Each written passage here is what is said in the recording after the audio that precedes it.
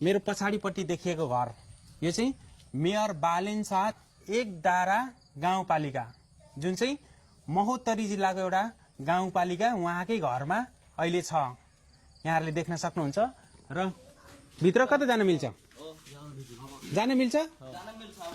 ए उहाँहरूले घुमाइदिए हुनुहुन्छ है हामीलाई चाहिँ। ल अहिले यहाँ गाउँपालिका नेपालको झन्डा टक्क राखेको रहेछ।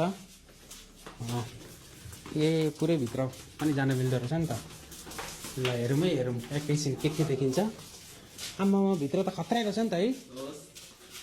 ए अब अंदर हेर्नुस् त्यो छारेको माथि पनि जान मिल्यो माथि जाँदा माथि पनि जान्छ भनेपछि यहाँ यो चाहिँ पहिलेको घरमा हुन्थ्यो नि त, बिचमा खाली ठाउँ अनि वरिपरि टक्कसँगले। यो हेर्नुहोस् त, यो कति पुरानो घर होला? यो त्यो बढी पुरानो भइसक्यो। त्यसको इँटा पनि टाढाबाट धेरै टाढाबाट आएको थियो।